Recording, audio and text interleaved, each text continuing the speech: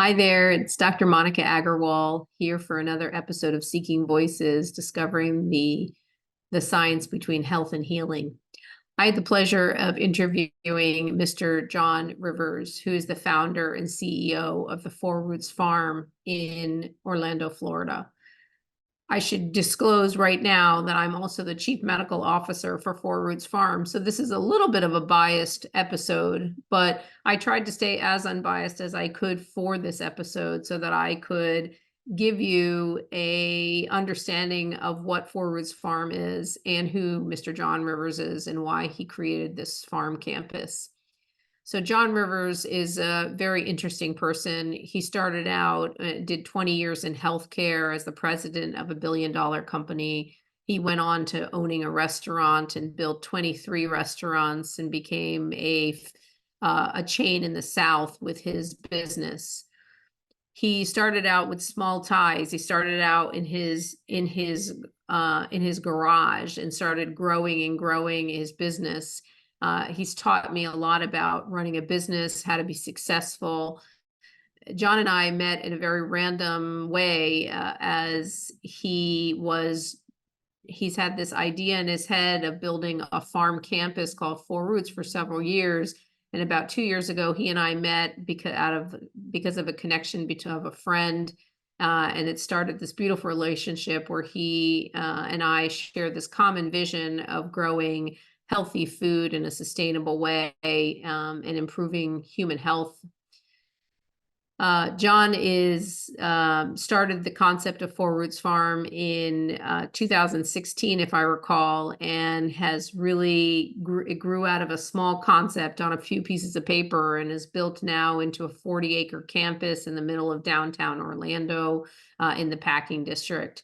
It has a culinary health institute, which is what I'm the medical director of. We have 18,000 square foot greenhouse, a discovery center, and an education building.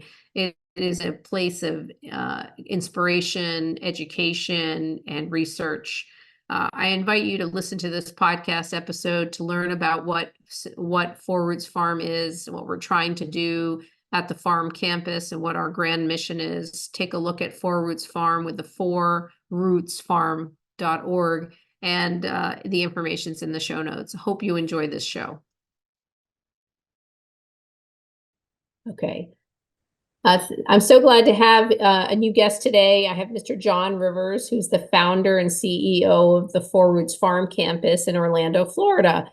John, it's so great to have you. And for full disclosure, many of you know that I'm actually the medical director for the Four Roots Farm. But as we have this conversation, we're going to have this conversation assuming that I don't know too much about the farm, so that when people ask, when people wonder what the heck, or when you wonder what I'm asking, you'll understand why I'm asking sort of basic questions. So I'm really excited to have you on the farm because, I mean, on the podcast, because I really want people to hear about what we're doing on the farm. And I think it's just pretty fabulous stuff, and the world needs to know about it. So thanks for being here. Well, thank you, Monica. It's a pleasure to be here. Okay, well, here we are. And so you are the founder of Four Roots Farm. You started in restaurant healthcare, then moved to restaurants, and now you are working in this area of sustainability and education. Can you tell us a little bit about what Four Roots Farm is, what it means to you, and how it started? Sure. Four Roots is really the best representation of our foundation and the work that we have done since the inception of Four Rivers almost 15 years ago about helping the community. We focused on education, we focused on food insecurity, and helping the underprivileged. And one of the key areas that Monica, the other Monica, my wife, and I decided to get heavily involved in was food insecurity, specifically in some of our most underserved areas that needed help and needed access to fresh, nutritious food. We learned very, very quickly that providing food is very important. However, if we wanted to create a lasting impact, it was going to take more than just access to food. We learned that it's a three-tier process. You have to have access to it. You have to educate them how to cook it, how to use it, how to eat it so they enjoy it. But really, for it to last, we learned the important aspect of you have to inspire them. You have to inspire them to want to learn more, to want to have an appreciation for the importance of it in their diet and the impact it's going to make on their life long term. Without the inspiration, you can teach all you want, but it's not going to change their decisions that they're making on a day-to-day basis. So we went from providing feeding programs all over the city and the county to thinking about how do we build a place and create a place that place will serve as a welcoming point for both students, families, healthcare providers, professionals, industry organizations, farmers, and to teach everything that surrounds the use and the consumption of that food, from the research and what goes into the farming, showing regenerative practices to seed germination to, fertilizing in a natural, healthy way for the soil in order to protect it, to the harvesting, to cooking classes, to being able to teach students and parents, the importance of the nutrition, and then training them and maybe even helping to create job opportunities for them and get them interested and excited about agriculture or health sciences. That's amazing and an ambitious effort for sure. What do you have created here over at, I mean, what is Four Roots Farm then? How does it work? And what do you're talking about in so many different things, inspiration, growing. Is it actually a farm? Are there livestock? Like, does it exist? And how are you going to incorporate these pieces in? Yeah, that's a great question, because we started calling it a farm and immediately got very misunderstood. That when you talk about farming, it's the conversation typically is around yield and inputs and outputs, and that's not what we're focused on. So we changed it to farm campus about 4 or 5 years ago, because we wanted to be a place that's predicated and based on education. So we'll have students coming in from programs to internships to Valencia College is actually moving their entire ag program onto our campus starting this fall. So we'll have 200 to 300 students per semester learning about regenerative farming practices, learning about soil health and controlled environment from aquaponic to hydroponic systems. So, and then we have interns coming from University of Florida, from UCF, from all over the country who will be working and learning and conducting research on our campus as well. So it truly is a campus because it's focused. Our first biggest of the 4 pillars is education, and we built the assets in order to support that. What you mentioned pillars, and what are the other 4 pillars of the Four Roots Farm? The other 3 are health and nutrition, job creation, economy, and agriculture, farming itself. There's a test there. Yes, you're trying to change us to 5 Roots Farm. I don't even know 4 why. Roots and a Monica. I know well, that's very funny that I said 5. So that's so huge, ambitious goal, amazing concept. How far along are you in the building and growth? We started the project back in 2015. And then it was just really a presentation around the broken food system that we face in Florida and the impacts and effects it was having on our community. And we had to come up with a solution. And back then it was so raw. It was just some drawings of, maybe we need to have a farm, maybe we need to grow. And it's taken a long time. We're coming up 9 years this year. Matter of fact, next month is the 9-year celebration of when we did that first presentation. And I'm so pleased with how far it's come from literally a vision and a concept recognizing a challenge to, we're very blessed. We were given 40 acres by our friends at Dr. Phillips, right in the packing district, just 2 miles outside of downtown Orlando. And from that, we started going to design and construction on the campus in 3 phases. The first phase is education. Second phase is community, where we welcome the community into assets like the restaurant, the event center, and other things. And the last phase is discovery, where we build a big, beautiful discovery center. So the first phase, everything is built in it, is geared toward education. So the classrooms, the community greens, the growing systems, the permaculture forest, the hydroponic system. And even if we stopped today, just with phase one, we've accomplished the goal of education. And ironically, it's also set up so it's self-sustaining on itself.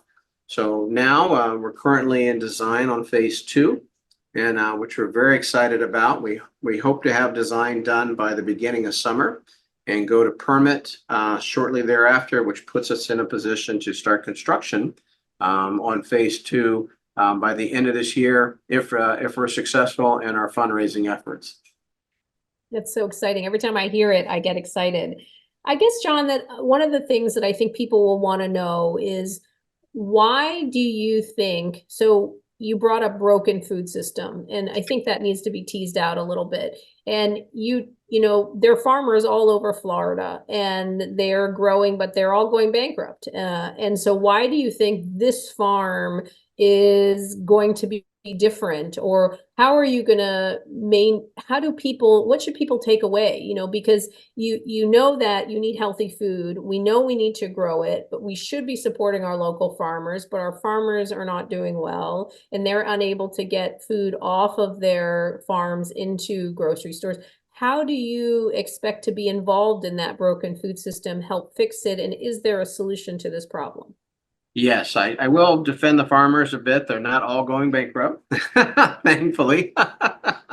There's some very healthy businesses that are doing well. We have a great state of agriculture. It's one of the top in the country, and it continues to perform as top in the country because of our weather. Water gives us a lot of benefit, and then the warm climate that we have the majority of the year. So we're really fortunate to be here and to be in this space. So the broken food system is less about production. Production is just one key piece of it. You know, we produce plenty of food in Florida. It doesn't necessarily mean that food translates and gets to the plates. Okay, and there's so many different. If you imagine so many different hands in the cookie jar that are involved in the food system, the farmer is just one piece of it. You know, the wholesaler, the distributor, the aggregator, the restaurants, the hospitals, the teachers. You know, food just continues to turn over hand. So, I mean, in particular, in our country, food travels an average of 1,782 miles before it gets to its plate. And a perfect example of a broken food system, 92% of the lettuce that we consume in Florida comes from California. Yet we've got wonderful lettuce farmers right here in South Florida. And guess what? Their lettuce is going out of the state and other places. So it's a matter of the different sectors that are involved in the food system not talking to each other. And that's one of the other goals of creating a place. You know, almost imagine it like a table, that we want to set a table that the farmer sits next to the grocer, who sits next to the grower, to the seeder, to the wholesaler, to the restaurant, to the hospital, the teacher. And we really say, okay, where is this food starting from, and how do we make it a more efficient system, reduce the waste that's involved in it, and then also make it more nutritious for everybody that's involved. And until the different sectors begin to speak to each other and collaborate, you're going to continue to have that breakdown. You know, in the state of Florida alone, and Florida's not, this is not indicative only to Florida. Florida alone has nearly 1 billion pounds of produce that goes to waste in the fields every year that never makes it to its intended spot. Yet we've got 20% of our kids living in food insecurity. Another example is, you know, as a country, we import over 40 to 50% of the produce that we eat from other countries, yet we're below 2 million farms. For the first time in history since the Civil War, we lose 250 to 300 farms per week in the country. So we're doing things that are hurting ourselves and hurting our ecology. And quite honestly, you know, we're doing things, you know, to the very dependent thing that what we depend on every single day, and that's food, and that's the land and protecting it and where it comes from.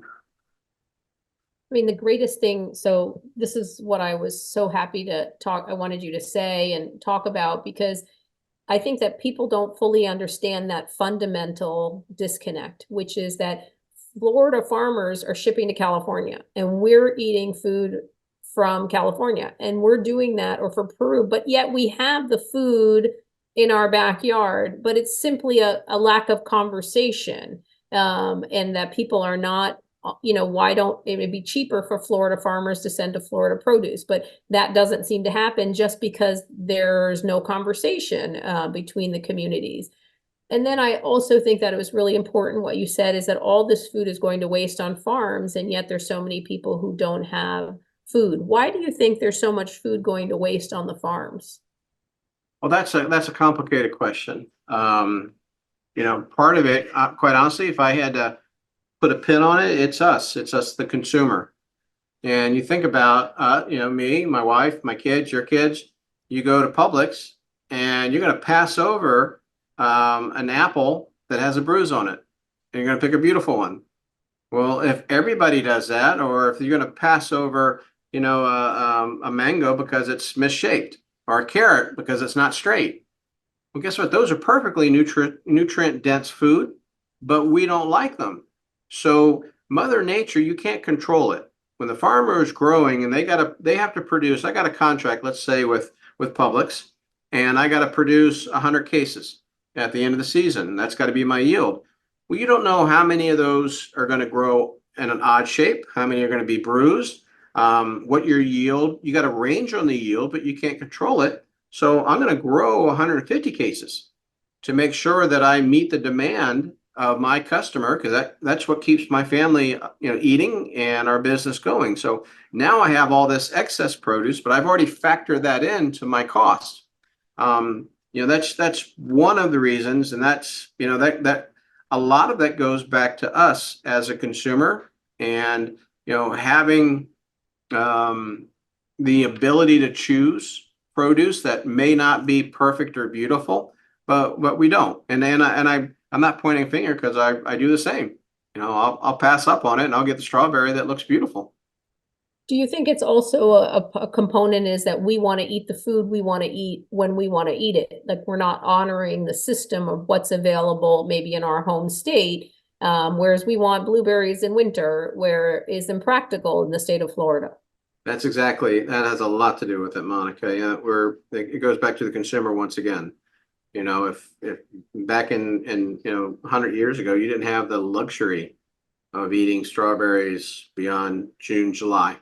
You had to wait until April and March, and the next year before you got them again. And for us who run restaurants, our customers come in, they want cilantro, they want collards year round, and they don't understand that. Well, okay, in order for me to get corn year round, after we go through the harvest season here in August, I got to go to other countries. I got to go to other places that experience a different season, a different climate, where they can actually grow it. So, we are 100% contributing greatly. Probably the most impact to the broken food system is actually the consumer. Great. I'm so glad you said that. Really impactful. Do you think that, so at Four Roots Farm, there's going to be a focus on growing sort of Florida natives, and this, if you could talk a little bit about the permaforest and the permaculture? Well, part of it is the campus will have 9 different growing systems that we'll be able to demonstrate. And the reason that we're doing that is twofold. One, not everybody has 1,000 acres. So you got to teach different growing systems. We want people to learn to do it in their backyard as much as somebody who's going into a commercial basis. Two, quite honestly, as a country and as a world, we are burning through our healthy soil so rapidly that we're on a projection to run out of healthy soil in order to produce food within the next 50 or 60 years. We've gone through an estimated over 50% of healthy soil around the world has been turned to dirt, because we've over fertilized it, we've overused it, we've overworked it. And when you don't nourish it back, it's just like any muscle. You keep working it it eventually breaks down. And if we take the projection of population based on the diets that we're eating today, based on the amount of soil that we're burning through, World Health Organization puts us on less than 60 years of a projection before we run out, and the USDA puts us on a 50-year projection before we run out. And if you look at it from that perspective, food insecurity, that equates to national security. Okay, we might not see it or believe it because we live in such overabundance. But you start taking away our availability and our access to food on a day-to-day basis, you will see communities crumble. The number one indicator that a community is about to turn into a food desert, and I say about to, but it takes a number of years, is when the grocery store, the main grocery store, pulls out of that community.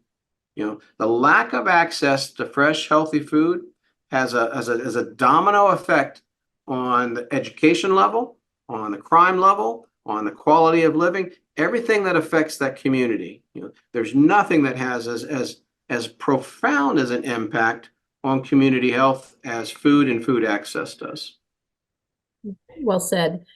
Do you, you brought up soil and dirt, and I think that people don't know the distinction there. And what do you mean by the soil is now turning to dirt? What does that mean? Well, if you take a handful of healthy soil and you look at it, it has more microorganisms living in it than all of human population.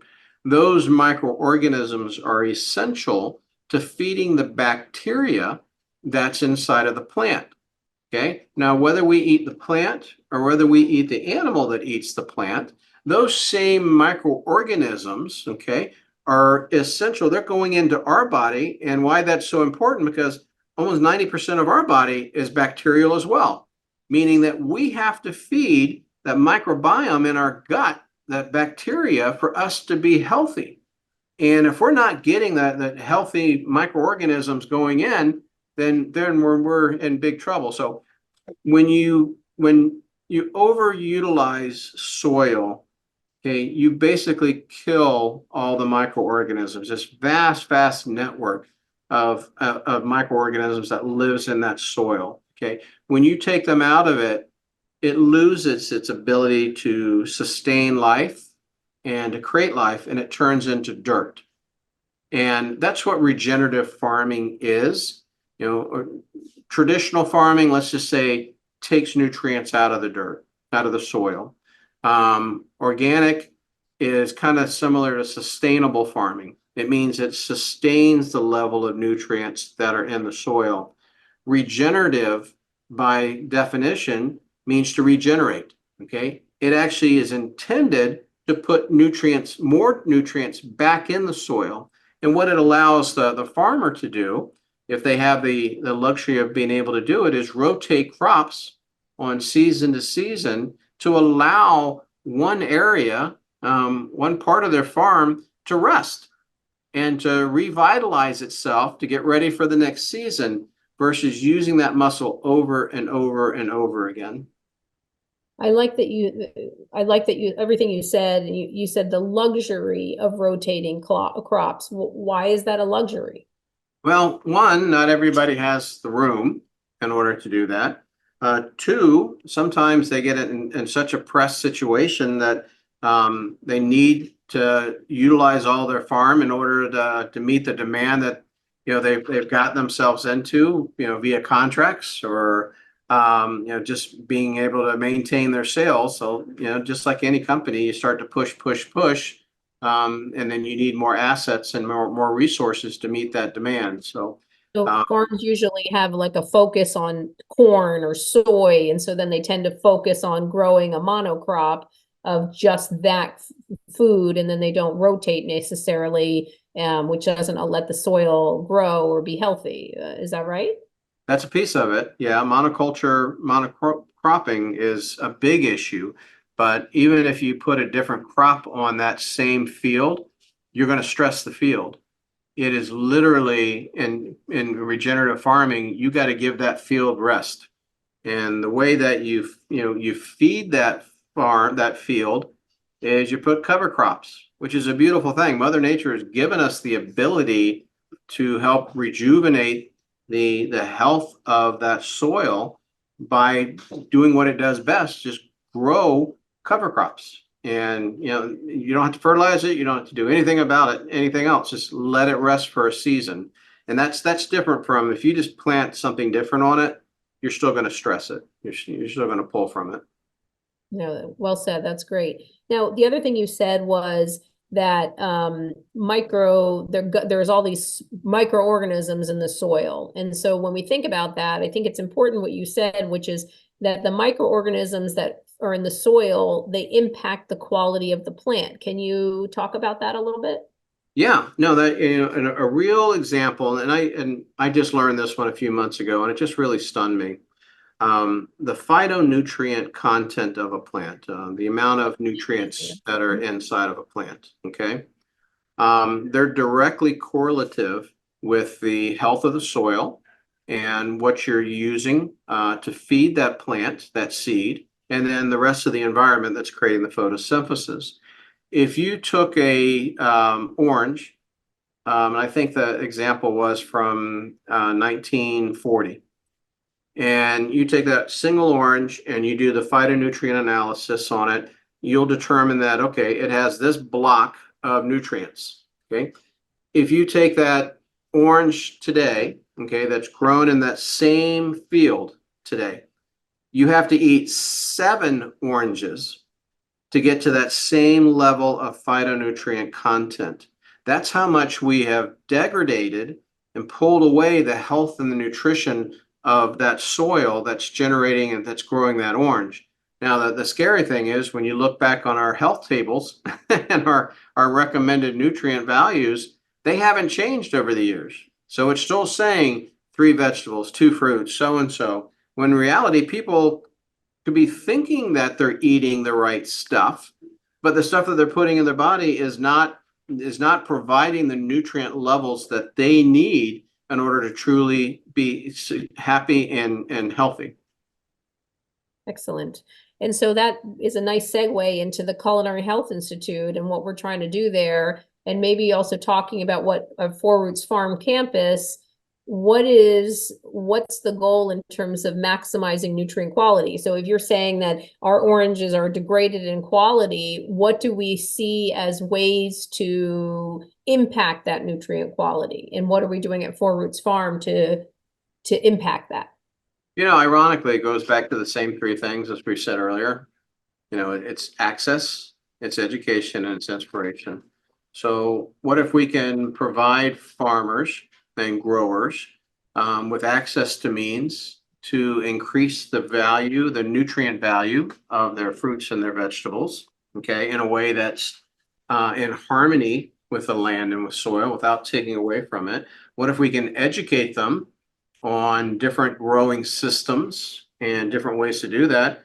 And then we provide that same inspiration that they can actually do it and it has a positive impact. And gosh, one day, what if we can even show them that it could increase their yields over time?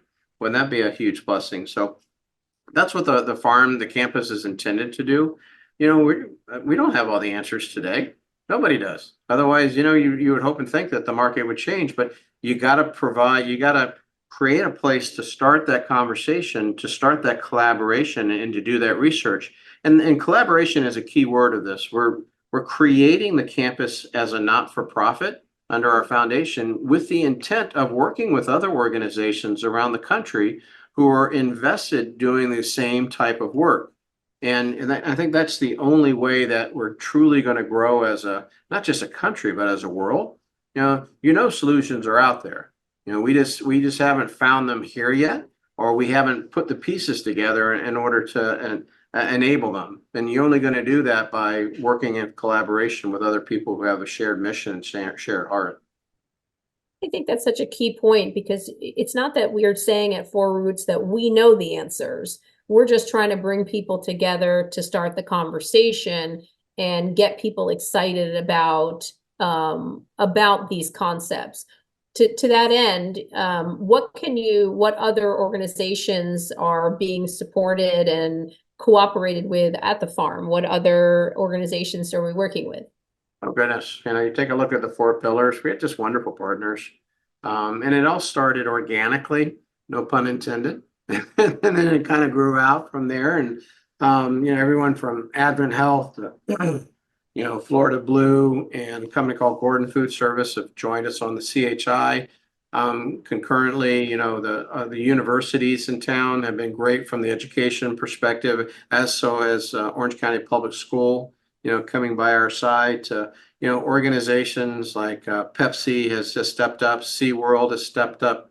We've got just wonderful partners that have all come and allowed us to, I think the important thing is allow us to build the facility to host the meetings, to initiate the collaboration and the conversations, and to do the research. And what you said is so accurate. We're not saying that we know the outcome, but the one thing that we can control is, well, maybe we can build the business, the facility that provides that inspiration, if not even the research means to help create and work with others to get to that solution. That's great. I know that we're short on time. I would love to just end with a part that's obviously near and dear to my heart, which is the Culinary Health Institute. And the Culinary Health Institute is one of the buildings and concepts that is going to be on a Four Roots Farm, and it is already in action. We're already doing activities. I wondered if you could tell our listeners what the Culinary Health Institute is, why it's so important, and just sort of what the work we're doing. Sure. And you should probably ask the culinary, the medical director. They should probably give you a better answer on that. But Unbiased. it's I'm excited about the CHI. It's the Culinary Health Institute. Why not Culinary Medicine Institute? First step back. Why not Culinary Medicine Institute? That's the new tagline. Why did you call it Culinary Health Institute? I changed the name because everybody uses culinary medicine, but you use medicine when you're sick, right? And we wanted it to be more of a holistic approach. We wanted it to be from a health perspective. So we wanted to prevent the illness as well as treat the illness when it does come. And I think that there's tremendous value to the person and to the healthcare system the more that we can educate and inspire on the preventative side. And the things are so encouraging that it's very feasible to do just by changing diets and changing lifestyle and exercise and the way you think and the stress levels that you live in. So, the thing that's important is we talk this, but where's the empirical data to back it up? As you know, as a physician, healthcare system is not going to change its practices unless there is the empirical data to drive that change to back it up. And quite honestly, a financial implication or incentive in order to do it. In order to get approval for these changes that we believe do have that impact, we've got to show the data first. So Culinary Health Institute is not a hospital. It's not there to treat patients. It's there to do the research on the treatment of patients and the marriage back to the farm itself. And that's one of the unique things about the CHI, the fact that it's on the farm. You look at a lot of the culinary medicine programs that are around the world, they're focused on nutrition and the diets, which is great. We have a really unique opportunity to start from seed germination. From taking that one single seed and growing it in 9 different mediums, tracking the phytonutrient analysis and the outcome on that, the impact, and then putting it into meals, creating the meals ourselves, and then feeding them to the patients and then tracking them at the clinic itself. So, all 3 of those are absolutely important. The growing piece, the feeding piece, and then the treating piece. And all of that's what drives the outcome, that drives the change. I love it. I love what you said. And obviously, we live this path together, but I think it's so important for people to realize that it's not, if we tell people to eat well and exercise and do the right thing, it's not going to be supported by the payers, by the hospitals, unless we show them the clinical data that this actually is going to reduce hospitalizations or make people better. And so we have to do the research in order to show that these interventions work. And so much of the work we're trying to do at Four Roots and the Culinary Health Institute are interventions to impact change in multiple different socioeconomic groups and with different interventions to see what is needed to make sustainable change. So where can people find out about Four Roots Farm? I know that I'll say that ourselves. We have fourrootsfarm.org. I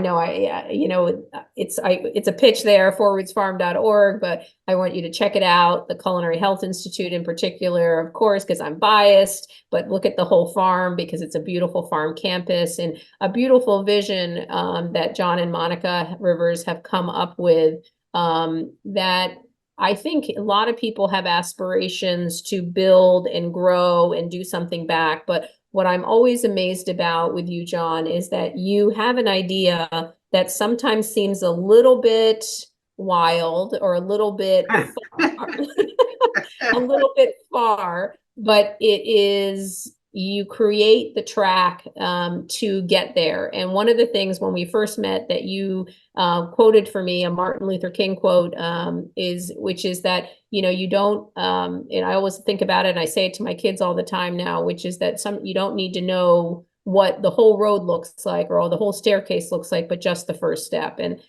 you have shown us beautifully that you're taking it, you have a grand vision, but you're also just taking it step by step because you're not really sure how the staircase is going to end up. Right. That's part of the fun too. Quite honestly, I think if you try to design it with a little that you know from a certain perspective, you certainly design it incorrectly. And I think being humble enough to say that maybe I don't know the way, but I'm going to figure it out as I go. I think that that's a rare and pretty amazing quality. So thank you, John. Thank you so much for being on my show and being on my podcast. I really want people to look at Four Roots Farm and the work we're doing there, and the work that John and Monica Rivers have created. And it's a beautiful vision. So thank you so much. Such a pleasure, Monica. Thank you for having me today. Hi, this is Monica. I hope you enjoyed the podcast as much as I did recording it. If you're looking for additional opportunities to take control of your health, check out one of my online workshops where you can take a deep dive into concrete steps to foster change. Visit askmonica.me/workshops. That's askmonica.me/workshops to learn more. If you're looking for more specific advice for your own personal medical condition, I offer telehealth visits where we discuss your personal concerns and create an individualized plan. Find all the details at askmonica.me/visit. That's askmonica.me/visit.